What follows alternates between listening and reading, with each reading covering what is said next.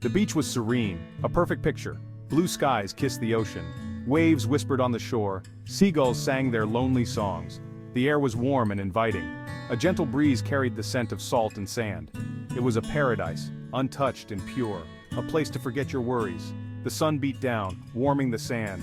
Small crabs scuttled across the beach. Their tiny tracks disappeared with each wave. The ocean, vast and endless, stretched out before me. It was a scene of tranquility, a moment of peace. My name is Jake. I found myself at a crossroads in life, overwhelmed by the relentless pace of the city. The noise, the crowds, the constant pressure, it all became too much to bear. I needed a break, a moment to breathe, to find myself again. I came to this beach to escape, to find solace in the simplicity of nature. The vast expanse of the ocean, the endless horizon, it all promised a sense of freedom I desperately craved. The city had become too much. The ceaseless hustle and bustle, the never-ending demands, it felt like I was drowning in a sea of expectations. I needed to step away, to find a place where I could hear my own thoughts. The noise, the crowds, the constant pressure. I needed to breathe. The city was suffocating me, and I longed for the tranquility that only nature could provide, to feel the sand between my toes. Each grain of sand was a reminder of the simple pleasures in life, the things we often overlook in our daily rush. To hear the waves crashing, the rhythmic sound of the ocean was like a lullaby, soothing my frayed nerves and calming my restless mind. This beach, this isolated paradise, was my refuge. Here, I could be alone with my thoughts, away from the chaos of the city. I closed my eyes, letting the sun warm my face. The gentle heat was a comforting embrace, a reminder that there was still beauty in the world. The gentle rhythm of the waves soothed my soul. Each wave that lapped at the shore seemed to wash away a bit of my stress, leaving me feeling lighter and more at peace. For the first time in months, I felt at peace. The constant noise in my head began to quiet, replaced by the serene sounds of nature, alone, yet strangely connected to everything around me.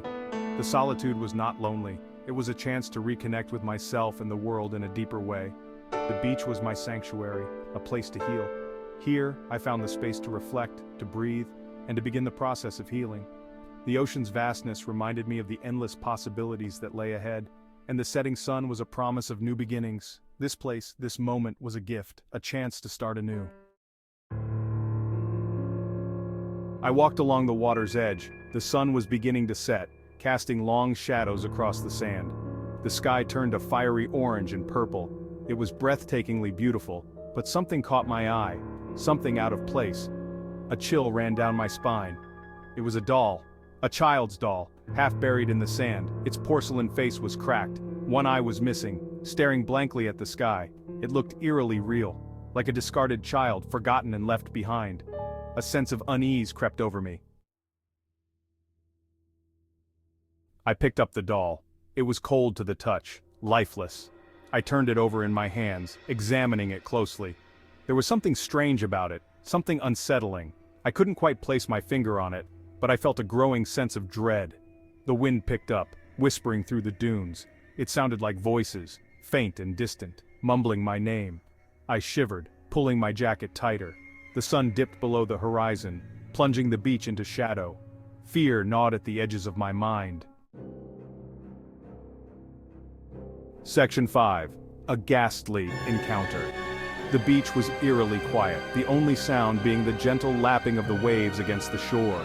The sky was a deep, foreboding shade of purple, with the last rays of the sun barely peeking over the horizon. The air was thick with an unsettling stillness, as if the world was holding its breath. I turned to leave, my footsteps crunching softly on the sand, but something stopped me. A chill ran down my spine, and I felt an inexplicable urge to turn back. There, at the edge of the water, stood a figure. Tall and slender, it seemed almost otherworldly. Its back was to me, and it was completely still, as if frozen in time. The figure was wearing a long, flowing dress that billowed in the wind, giving it an ethereal, ghostly appearance. The dress seemed to shimmer in the fading light, adding to the surreal atmosphere. I couldn't make out its face, obscured by shadows and the distance between us, but there was something undeniably eerie about its presence. Despite not seeing its eyes, I had an overwhelming sensation that it was staring directly at me. The intensity of its unseen gaze sent shivers down my spine. "Hello?" I called out, my voice trembling. The The sound echoed across the empty beach, but the figure remained unmoved. My voice sounded weak and small against the vastness of the ocean. The figure didn't move. It just stood there, motionless, as if it were a statue carved from the very essence of the night. It was as if it were waiting for something or someone. The anticipation in the air was palpable, and I felt a strange compulsion to approach it. I took a step closer, my heart pounding in my chest. Each step felt heavier than the last, as if the sand itself were trying to hold me back. My heart was pounding so loudly I could hear it in my ears. The figure slowly turned, and as it did, the air around me seemed to grow colder. When it finally revealed its face, I gasped in horror. Its eyes were hollow, and its mouth was twisted into a grotesque smile. The sight was so terrifying that I felt rooted to the spot, unable to move or even scream. The figure's face was a haunting visage that would be etched into my memory forever. The encounter was brief, but it felt like an eternity. I knew I had to get away, but my legs felt like lead. Finally, summoning all my strength, I turned and ran, not daring to look back. The beach, once a place of solace, had become a nightmare I would never forget. Section 6. Fleeing in terror. The face was grotesque. It was unlike anything I had ever seen before, a nightmarish visage that seemed to have crawled out from the depths of my darkest fears.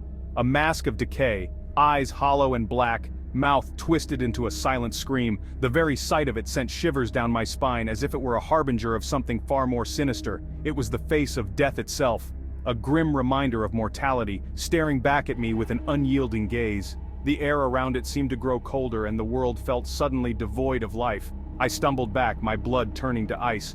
Terror gripped me. My heart pounded in my chest, each beat echoing the primal urge to flee. My mind raced, trying to comprehend the horror before me.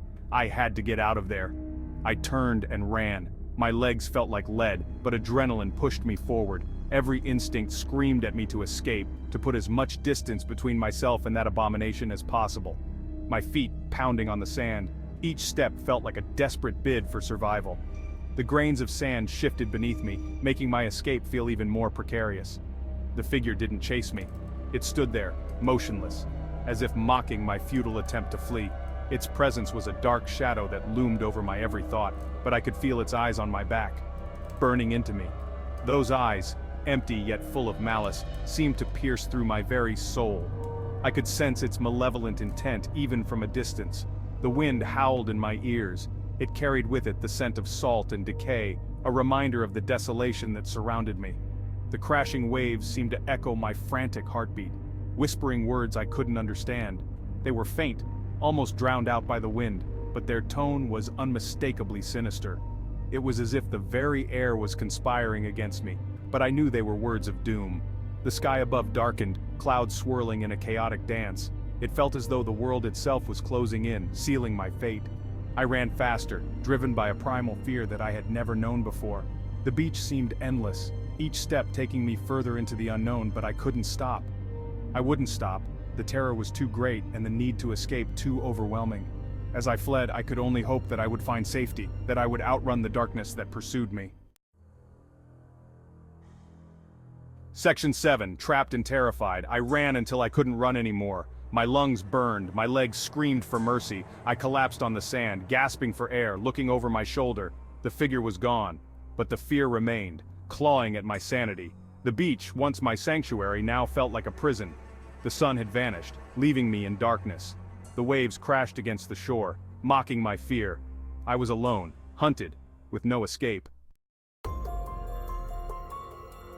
Section 8. The horrific truth. I stumbled to my feet, determined to find a way out, but the beach seemed to stretch on forever. The sand cold and unforgiving beneath my feet. I was lost, hopelessly lost. Then I saw it, a light in the distance, a beacon of hope. I staggered towards it, my heart filled with a desperate hope. As I got closer, I realized it was a campfire. Someone was there. Maybe they could help me. But as I approached the fire, I saw something that made my blood run cold. The fire was built around a small wooden cross, and impaled upon that cross was the doll, its one good eye staring accusingly at me. I heard a noise behind me. Turning slowly, I came face to face with the figure from the beach. Its eyes glowed with an eerie light. It lunged at me, its decaying hands reaching for my throat. I screamed and threw my hands up to protect myself. The figure's touch was icy cold, like the grave. I struggled against its grip, fear lending me strength. With a surge of adrenaline, I pushed the figure back. It stumbled, its hollow eyes wide with surprise. I took my chance and ran, not daring to look back. The figure's screams echoed in my ears, but I didn't stop. I couldn't stop. I ran until I reached my car. Fumbling with the keys, I unlocked the door and threw myself inside. As I drove away, I could see the figure standing at the edge of the beach, its eyes burning into me, a haunting reminder of my summer nightmare. I never went back to that beach. The memory of that night still haunts me, the horrifying figure, the doll impaled on the cross, the feeling of icy dread. It's a reminder that some places are best left undisturbed. I still have nightmares. The figure's decaying face leering at me in the darkness, the sound of its raspy voice whispering my name, and sometimes when the wind is right, I swear I can still hear the faint cries of a child, lost and forgotten on that desolate beach.